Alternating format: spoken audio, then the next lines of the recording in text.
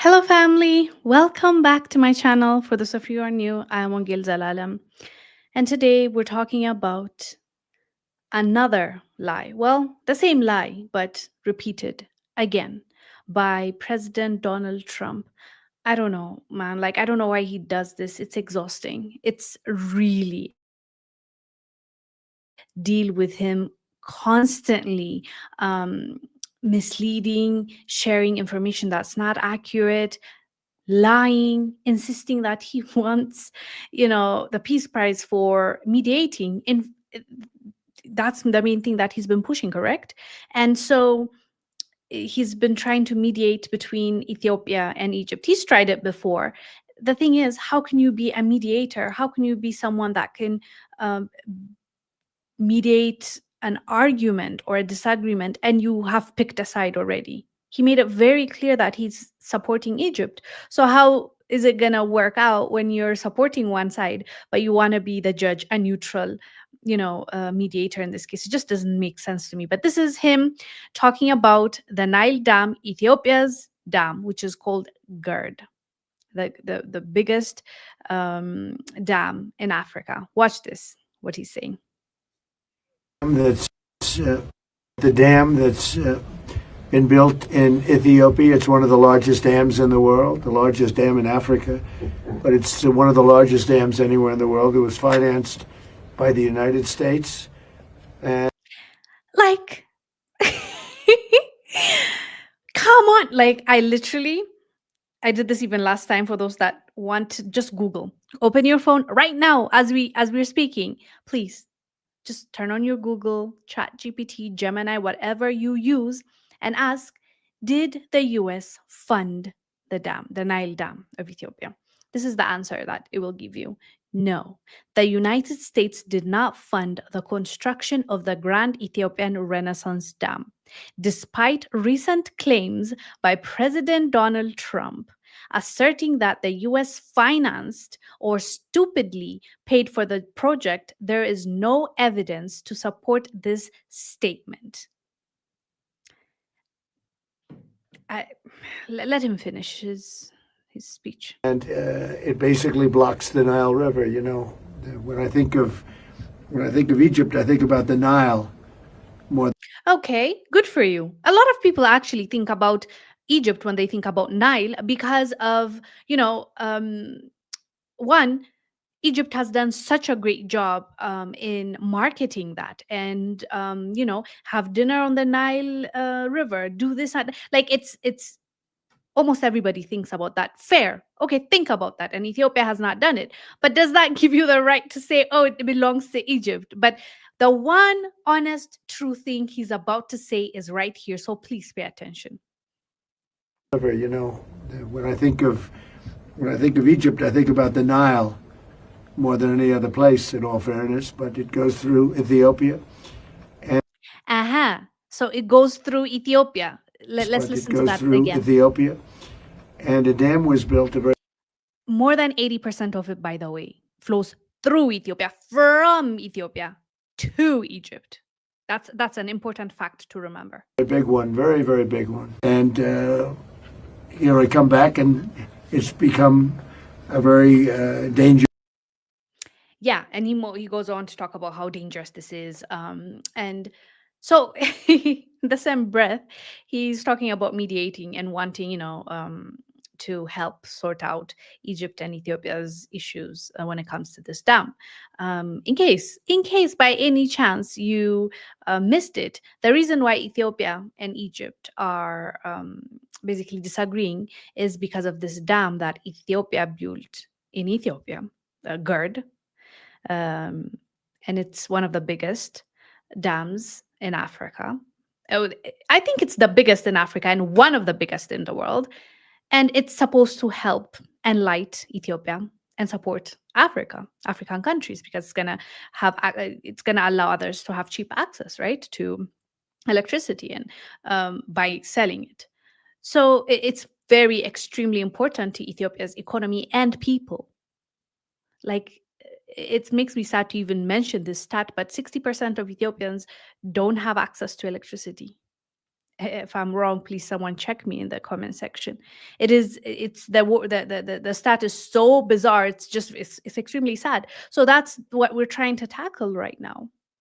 So for, Trump and other leaders, including Egypt, to believe that they are solely entitled for the Nile River and Ethiopia shouldn't build the dam and benefit its people is insanity to me. It just does not make sense to me. And Egypt keeps inciting and bringing the contract that they had with their previous colonial masters, the British. It's even more it's more ridiculous, because why are we talking about a contract that Britain gave you, told you that you're the only one that can benefit from the Nile River that flows from Ethiopia, 80% contributed by Ethiopia, even it's slightly more than 80%. um, you're telling me Ethiopia has no right to do that. And we talked about it a few years back when Trump was in office the first time around. He was basically saying that they should bomb, like, even if Egypt bombed that dam, like, I would understand. Quite literally inciting this, our neighboring countries he's talking about. He's all the way in America, and this are neighboring countries that are trying to figure it out. And he is throwing more stones and trying to give one of the countries more ammunition, which is insane. And now he wants to tell us that he wants to help sort it out. Yeah, no thanks. You even started this conversation by lying and saying that the United States funded this project when you didn't. Ethiopians did. Like, yeah, it's just insanity. It is insanity, fam. Yeah. Brian said, "Hi, Great Ethiopia." Brian said, "GERD evidently stands for the Grand Ethiopian Renaissance Dam. I think she mentioned this in another live stream, and I asked about it. I'm glad she's come back around to it." Oh, is it me? I haven't explained what GERD is. I'm sorry if I didn't. Yes, GERD, you are right. It stands for Grand Ethiopian Renaissance Dam. It's supposed to help not just Ethiopians, as I said earlier. It's supposed to help once, we start selling. It's going to help even neighboring countries. It's a huge significant project, and that is why US is also involving itself, and other countries are picking sides. And as you know, as they say, the next gold is water. And they're not going to have a chance. They're not going to allow Ethiopia to thrive on its own, because what does that mean? Less dependence. Less dependence means less control. So of course they don't want that. you know Robert said he is basically anti-black. Yeah, we've been seeing how he's moving. Um, Cynthia said that dam must be affecting his bottom line. Eventually, yes, it will. Like, and also you see, like, they work with allyship, and he is an ally to Egypt. U.S. is an ally to Egypt, and they want to keep that. They want, it's all geopolitics, and it's so nasty. And politics is just like, it's not fairness. They keep pushing democracy, democracy, democracy. Do right by your people. But that's not the case. The case is whatever doesn't benefit them, as you mentioned. Like, there must be some benefits, there must be some interest that has to be touched for them to react, for them to want to act like they're the saviors that they claim to be. And one thing about Trump is, at least he is going to tell us what he's doing. And so we know what's coming. So yeah, the fact that he's bringing up this conversation again tells me that there's something coming down the pipeline, and we need to really be cautious, and we need to pay attention to what's going to happen and what's happening. Hi, Kwaku. um, John said, "Good to see you again, doing what you do best." Thank you so much, John. Welcome. Cynthia said Ethiopian people paid for that. Correct. That answer is correct. Kwaku said he's talking to low information people. Where at this point, all of us have this thing called phones, and now we even have AI helping us. We have Google. Like, what's your excuse? Just Google and see if you really paid for it as like Americans. There's so many things that the American government is mismanaging. Like when it comes to their people's um, tax money, why don't they ask their own government why they're spending so much money outside of America, paying for wars, paying for guns, instead of supporting and helping their own people, their own homelessness issue, their own drug issues, their own, like, what makes me even sadder for the people is, like, they'll go and fight someone else's battle that the government agreed on, and when they come back home, the veterans are not even being taken care of. They become homeless. They have PTSD. They have issues. We see them. Like, we are in the same internet as you, right? So we know what's happening there. So it's the ridiculousness, and the sad part is they use them. And most of them, by the way, they say they get PTSD, the soldiers, that is US Army, most of them come from, like, they need the money, right? That's why they enroll, most of them. And when they go and fight someone's battle, and they start realizing, they start understanding that, oh my god, we're actually like the bad guys, we're actually the ones creating this. And once they come to their senses and they're back home and they're facing issues, health issues, mental issues, the government doesn't even care for those people. They use the money, the taxpayers' money, for something else other than helping their own people. And they're here telling us how to use our resources, how to handle our dam, and how to construct, and how. It's just ridiculous, honestly. Brian said there used to be a sitcom in the 70s called Good Times, and the mother, Florida Evans, had a saying, damn, damn, damn. Okay, I guess, yes, that's a good word to use for this case. Brian said those waterways must have strong economic and trade related implications. Correct. Correct. And I plan on doing in the near future, very close, probably February, how now the next thing is going to be water, how the superpowers and powerful nations are going to fight over water, because let's not forget, now AI, they're telling us, is using water to cool it down. Like when you're asking him the simple questions, you think that you're communicating with, it is exhausting lots and lots and lots of water. There's more to the story. It's not just about Egypt and Ethiopia. John said, why would you worry about a statement made by a guy riddled with, I don't know how to say that, other aging erosions? We care because, you see, he is the president of United States, and United States, whether we like it or not, is making moves, has been making moves, and has impacted economies, countries. And whenever they try to put a target or say something about a country, it's usually there's something behind it. There's something that's going to go on. And whether we think he's silly or not, whether we think that, like, he's why is he lying, it doesn't matter, because of his position and what he represents. That's why we have to watch out what he says.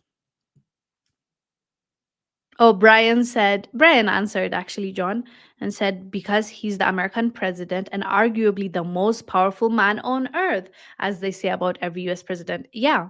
Yeah, by the way, whether we like it or not at this moment, of course, by the way, this is my assumption.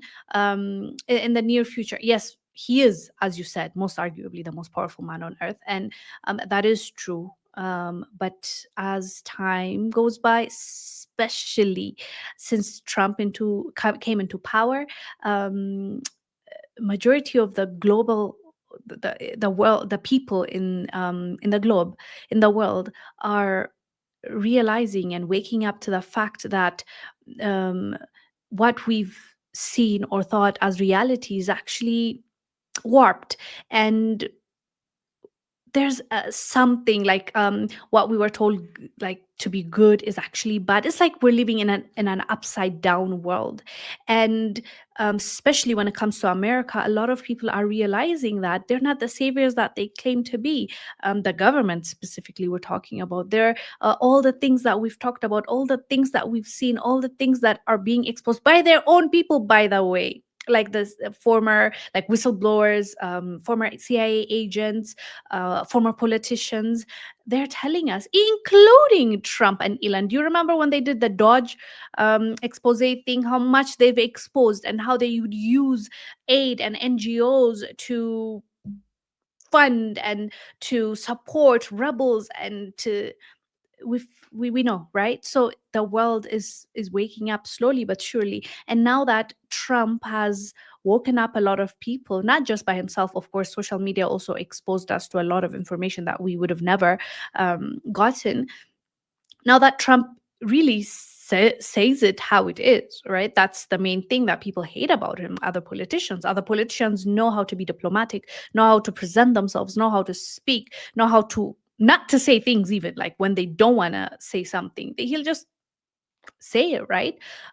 So it will have, I suspect that it will have a lasting impact. America spent so much time programming us into thinking um, uh, like their nation is a certain way. And now that that reality is crumbling down and we're seeing things for what they are, now imagine it's going to take more time to reprogram us into thinking that, you know, the bad guys are good and the good guys are bad. So it's definitely going to have an impact in the near future, even though right now he might be powerful and almighty, right? um uh Abbasol said, hello, hello, God bless you too. Review said this could be an instigation to start friction between Ethiopia and Egypt. I am almost convinced. The word, I know, I how you even wrote it. We know how that goes now. Or yeah, I mean, we shall see. That's what I was saying. He won't just say it for the sake of saying it. It's in the agenda. There's a reason that they picked it up and they're talking about it. That's why we need to be vigilant. Um, Kwaku said, haha, reality hurts foolish people. John said, my worry is when has he found value in his much hyped derogatory remark on a-hole countries? No African country should entertain this old man. Well, that ideally that's the case, but in the world that we're living in, there's something called diplomacy, and you have to shake hands, and you have to, you know what I mean.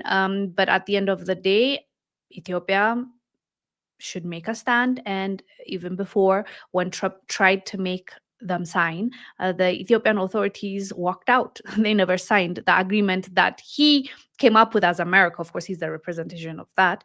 And it was just a ridiculous ask that they were asking. So it's about standing 10 toes down, as they say. Hello, Chaos.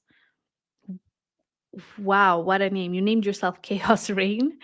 Kwaku, they don't really want to be in Africa anyway, but they want what they can get out of Africa. So that's why us, those people that want to be in Africa and see even the next generation or raising our kids in Africa, that's why we need to fight back. That's why we need to stand up and say, nah, because we are the ones that are going to be impacted.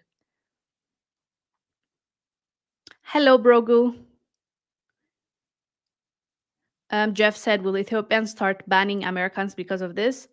I mean, he said worse, and we have him banned. So the answer to that, Jeff, is probably not. Hi, Wasim. AZ, I like that. Said AZ, you good fam? I am good. Thank you very much. John said, an injury to one is an injury to all. Ethiopia abused. I feel abused while thousands of miles away. Oh, thank you so much, John. You are kind, and those are the kind of people that we love. Brian said, okay, what I'm seeing is World Bank quotes 60% of the Ethiopian pop doesn't have access to electricity. So I was right.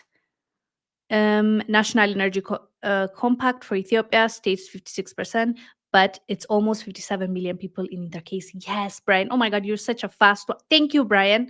Thank you for doing the research for me right now, because I was just saying it at the top of my head, and I didn't want to make a mistake, but I was right. Thank you. 60%. But also, even if it's 56%, as you said, 57 million is still a lot of people without electricity.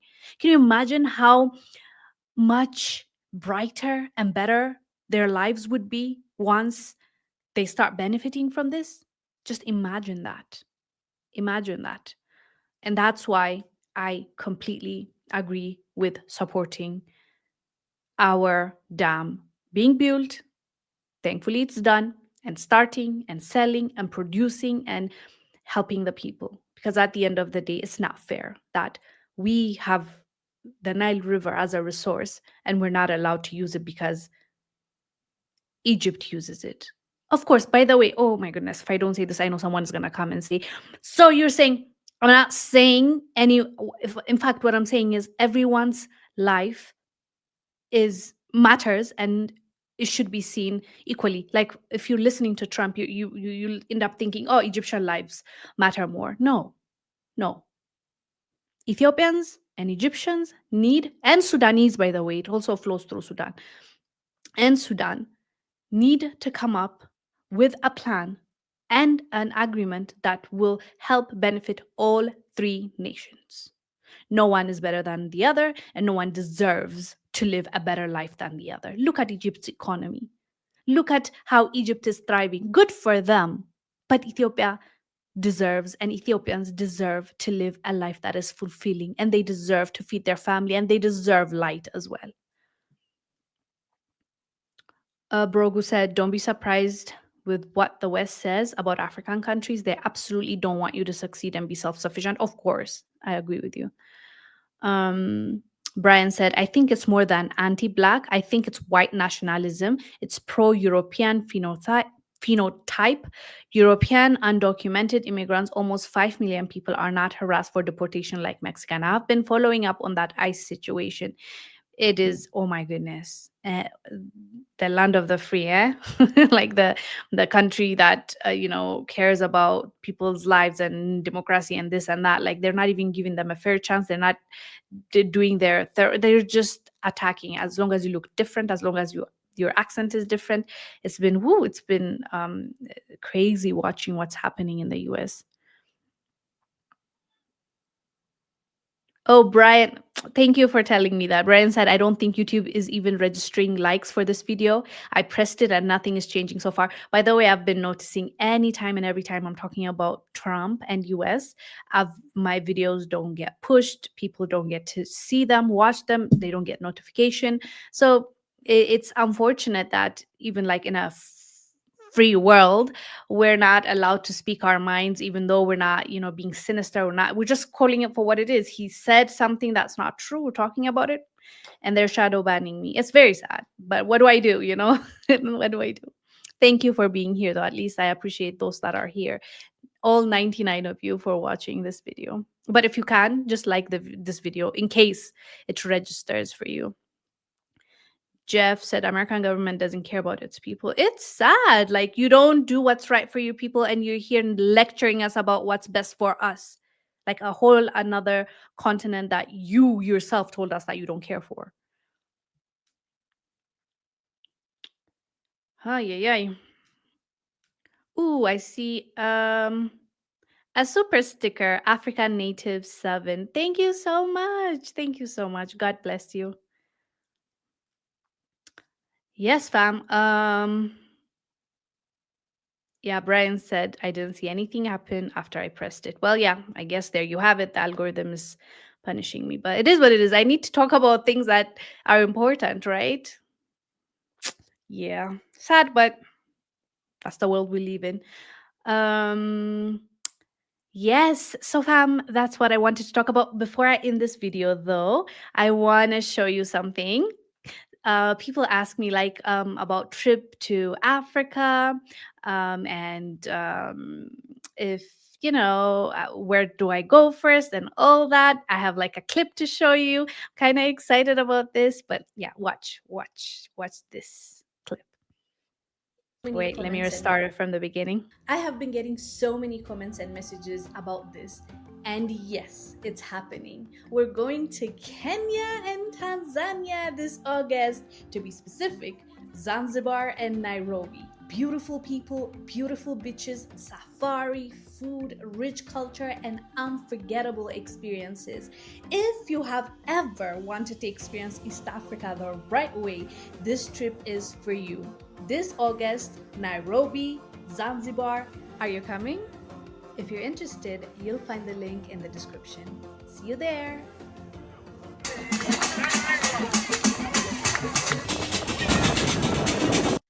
Yes. So yeah, if you're interested, I'll put it like in the description. You'll find the link.